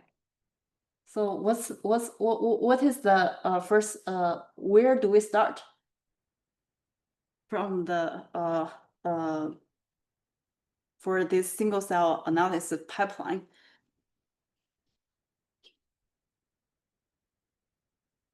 Okay, we start from the tissue. And then the ending point is those clustered, well annotated cell types, etc. Right? And then, okay, from tissue, and then what's the first step we need to do? Single cell suspension. Single cell suspension. We need to dissociate the cells and resolve the cell matrix and to disconnect all the cells. So that's gonna be the first step. And so, and then how about next, after we dissociate the cells? After cell with the particle with the barcode. Before that? Isolate single cell using the flow or the fluid. Yes. So like isolate the cell using we take an example of 10x, which is using the droplets. And after we get to the single cell, what we will do?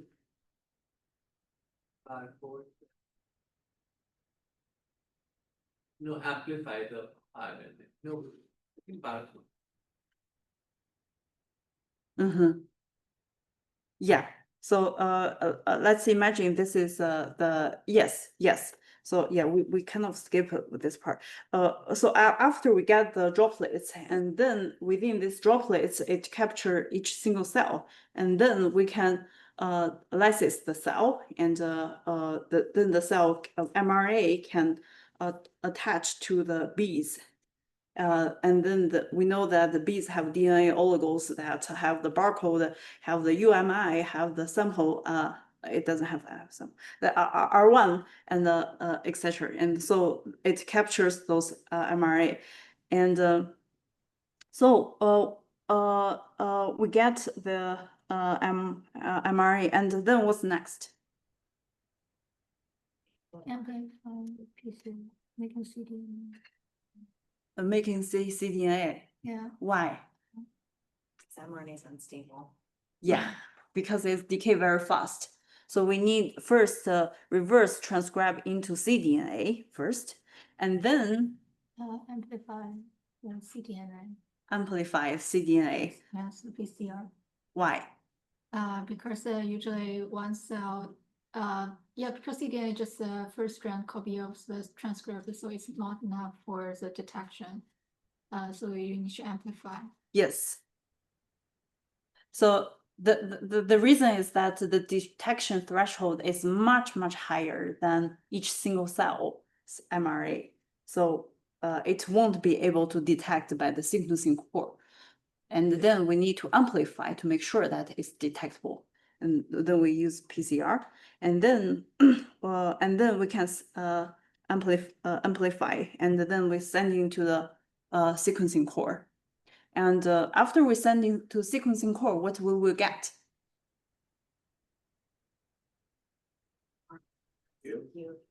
FASTQ files. Yeah, great. And what types of FASTQ? Coding the barcode and the Matrix barcodes and features. yeah, feature. So the FASTQ is the read one, and what's that FASTQ for? Including the barcode and UMI. Yes. Yes. So R1 is is telling you the barcode, the cell ID, and the UMI, the mRNA ID. And then what's the R2 FASTQ file? The sequencing results from cDNA. It's like the actual mRNA, right? Mm-hmm. That you started with initially. Mm-hmm. Yeah. So the R2 is the complementary part, which is the same sequencing as the originally mRNA, because read one is capturing the complementary sequencing of the original mRNA. So actually read two is the sequencing of the original mRNA. And then there is also the FASTQ for the sample. Sample index. Yeah, and that's help you to tell you which sample it comes from. Okay, and so that's sequencing. And then which software can we use to processing the sequencing? So, so it's the CoSoRat. Uh-huh. And we can use Cell Ranger, right? And and yeah, that's one of the most widely used one. And what's the output? Features, Matrix, features, and that. Yeah, matrix, barcode, and Features. features. Yeah. And what barcode is for? Cell. Cell. Cell. Yeah. What features is for? Gene. Genes. What matrix for? Both. The counts, right? mRNA counts for each. Great. And then based on that, we will do the data analysis, and that's we will cover tomorrow, and then we will implementing those data analysis in the R. So today's homework gonna be if you already have that, then install the corresponding libraries like CRAT and all the dependent tool libraries, and also I will share the code today, and then by 5 p.m. And I hope that you can make sure the R Studio is correctly installed on your computer. And then you can try some of the code to make sure those libraries are also installed. And tomorrow we're gonna go through those code and the data analysis, and what we just introduced the data analysis step by step. And yeah, and then the rest of the time gonna be office hour if you have any questions. Yeah, so today's classes. Thank you everyone on the Zoom, and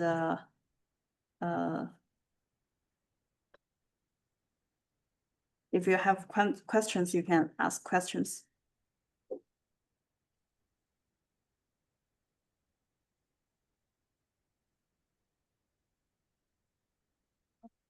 I'm still having a little bit of trouble with my PCA question. Maybe because I understand what a PCA plot is in terms of like what it's supposed to do to show you the separation of your data and like cluster your samples based on the differences that arise. But and so I understand that you have the variance, but so those axes don't necessarily correspond to your variance. Like the scale of your axis, like your X and Y axis, that doesn't have anything to do with your percent variance, right? Let's discuss one. I really told. Oh yeah, no worries. If anyone hasn't signed, please sign your name here, especially for those who require credits. So we can look at this. So I presented this. Yeah. This one in lab meeting, and I think people got confused. They were like, "Oh, this is 100, so that has to mean 100% variance," but that's not true, right? Okay. So do these numbers mean, It means units. It's so the yes, it's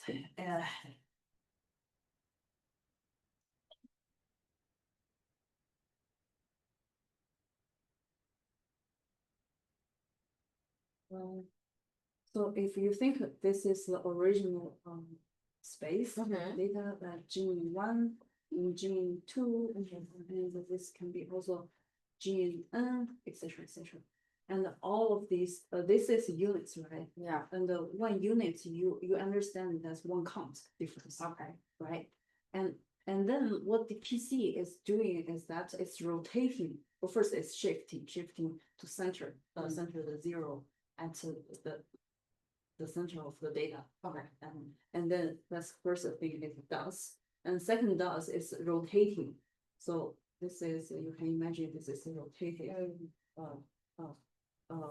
coordination. And after rotating, and that's the unit. And so it's you cannot say it's 1 count because, for example, here, if you think of this as a 45 like rotation, yeah, and then the projection on this one, it's not 1 count, but it's actually the same distance as 1 count. Okay, So that's 1 unit. okay, yeah, okay, but it just has to do with how much you're rotating it from the initial center point. It's so it's just a 1 unit difference. You can think of 1 unit, and it's equivalent to 1 count. Okay, Okay, difference. okay. Yeah. And So this separation, so you have globally this much variance, and then within that variance, you have this much separation of your samples. 200 counts. Is that correct in that explanation, right? I don't quite remember this percentage. Maybe we can discuss tomorrow in more detail, and I will check. If from what I remember now, so the variance, but you can forget this. I just kind of it's very vague. I need to double check. Like the variance of the whole data. Yeah. It's you can think of the variance of PC1 Yeah. plus the variance of PC2 Plus whatever. Blah, blah, blah. etc. And this is 100%. Yes, yes. And so this is some percent. Uh-huh. And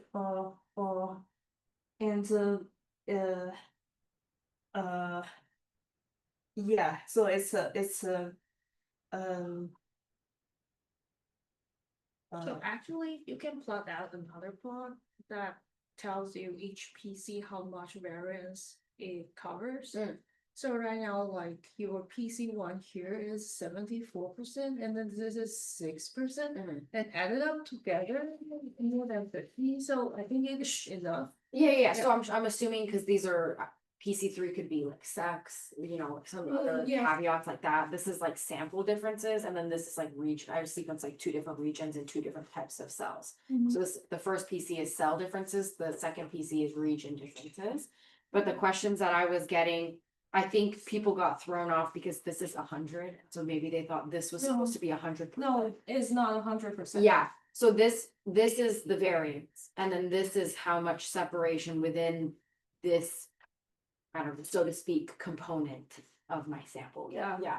You can, it's very hard to directly convert that to like how many counts. Yeah. So yeah, okay. That's a good point. But from my understanding, these numbers don't have anything to do with that. no. Okay, nothing. I'm Yeah. going to go back and tell them that. And then they got, I think, even more confused because these are 70. This is half of this, and it's only 6. You can explain this way to them. If think of a new data set, only difference is everything times 10 to minus 3. Okay. And then all your x's become like 100 times 10 to minus 3. So and that's similar, but the variance will still be 70%.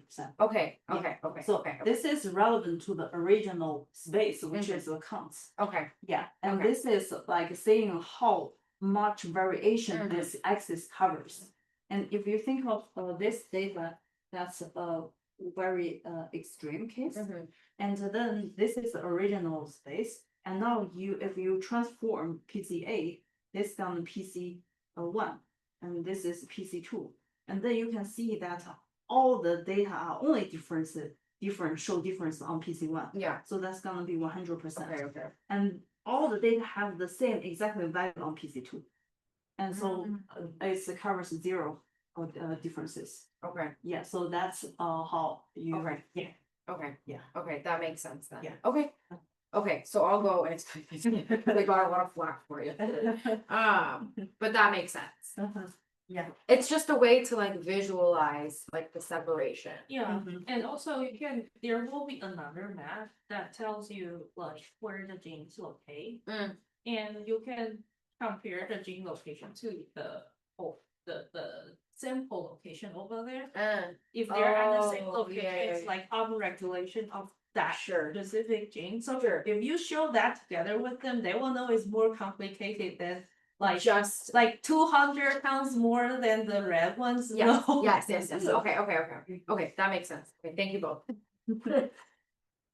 I have a I like tomorrow I have a TA like they're taking can you guys do it to Zoom with me so that I can just see like Yeah. because I just need to sit in the room. Okay. But this is my last quarter in UCLA, so I need to take this. I'm not taking this for the course part this. Okay. So sounds good. I will send you the link. Yeah, I will send you an email and please share with me. Yeah. You can reply to my email. Sure, Yesterday, yeah. and then I will send you the. Yeah, sure, thank you. Oh, what's your name? Oh, Elizabeth. Like, where is it? This one is me. Okay. Yeah, Sounds good. Okay. yeah, but I'm graduating and I think I will be working on single cell in the next lab. Yeah, Nice. so that is why I'm here to learn. Yeah, but I'm also doing a TA and they want me to be there tomorrow, just sit in Are you undergraduate? No, I'm a PhD. PhD. Oh, I see. And you are working in what's that? You're one. Dr. Wang. But we don't do like I'm the only person who grows cell in our lab, and we only do both RNA-seq for my PhD thesis. But I think later on, like the next lab, I will be working like with they work on single cell RNA-seq. Oh, So that is why I want to be here too. which lab? So you will be postdoc. Yeah, I'll be posting. Yeah. And draw one is the lab is in the CNS side, right? Yeah, we have a location in CS. Yeah, We just my look. PR, I think, have collaboration with your PR before. Oh really? Yeah, I'm from the Lee's lab. I think they that's their Melanie? Yeah, Melanie. Oh, we still owe you. We guys still owe you a paper, Oh, right? you oh, So really? yeah, there was a collaboration Yeah. between like two of our lab and the previous PhD student she graduated. There was a joint project between like our lab and yeah, she graduated. But I don't know. But I think we previously published a PNSI paper. Yeah, there will be the second PSI paper. Oh, We just resubmitted it. So oh, I see. yeah, so it should come out soon. Oh. But there was still one. I think it is about virus budding. Yeah, I that is long time ago, and like That sounds interesting. yeah, because we design a peptide sequences that can block virus budding, and I think you guys are good at testing like. Oh, I Yeah. heard about that.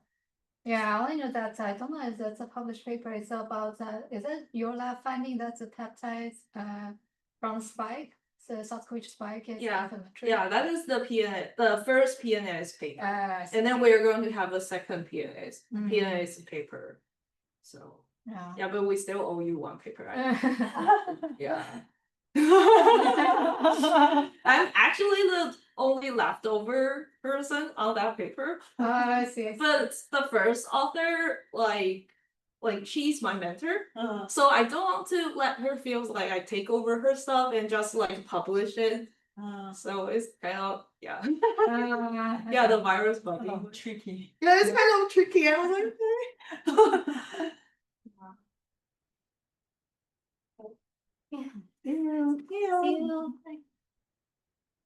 Let me ask some question. Yeah, I think that's all I need. Okay. Sure. Let me think. I need to stop recording. Where is it? More? Eh? Oh, good. Oh, I see. I think I see that. Oh. It's stop recording.